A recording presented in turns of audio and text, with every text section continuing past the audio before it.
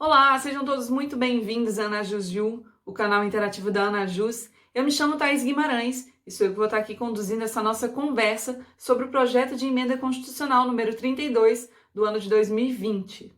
Para a gente entender melhor o assunto, eu começo dizendo o que é um projeto de emenda constitucional. Segundo a definição de Plácido e Silva, emenda constitucional designa tanto o processo como o resultado da atividade do Poder Constituinte de reformar a Constituição. A Constituição de 88 denomina emenda constitucional ao processo comum de reforma previsto no artigo 60, dando o nome de revisão à reforma que se refere o artigo 3º do ato das disposições constitucionais transitórias. Com relação à tramitação da proposta de emenda constitucional, é o artigo 60 da Constituição Federal que nos mostra qual é o caminho pelo qual essa proposta deve percorrer. Eu vou dar uma lidinha aqui no artigo 60, no caput, que diz o seguinte: a Constituição poderá ser emendada mediante proposta. Inciso 1º, de 1/3 no mínimo dos membros da Câmara dos Deputados ou do Senado Federal. Inciso 2º, do Presidente da República. E inciso 3º, de mais da metade das assembleias legislativas das unidades da federação, manifestando-se cada uma delas pela maioria relativa dos seus membros. Esse mesmo artigo, o artigo 60 da Constituição Federal, lá nos seus parágrafos 2º e 3º, definem qual é o itinerário pelo qual a proposta de emenda constitucional deve perpassar. O parágrafo 2º do artigo 60 da Constituição Federal diz o seguinte: a proposta será discutida e votada em cada casa do Congresso Nacional em 2 turnos, considerando-se aprovada se obtiver em ambos 3/5 dos votos dos respectivos membros. O parágrafo 3º diz: a emenda à Constituição será promulgada pelas mesas da Câmara dos Deputados e do Senado Federal, com o respectivo número de ordem.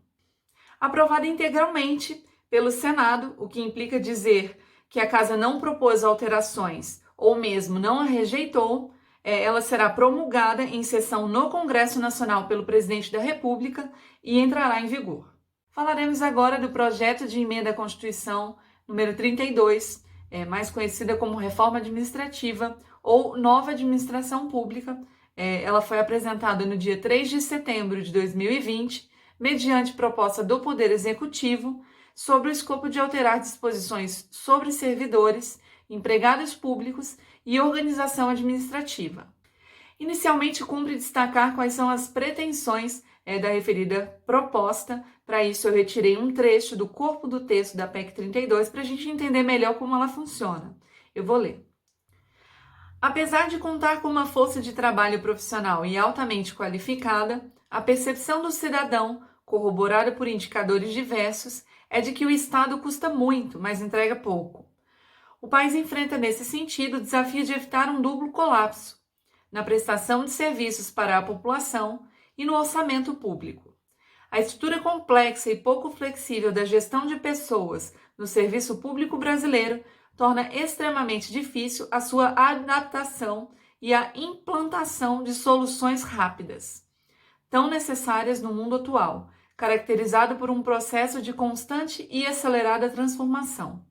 Torna-se imperativo, portanto, pensar em um novo modelo de serviço público capaz de enfrentar os desafios do futuro e entregar serviços de qualidade para a população brasileira.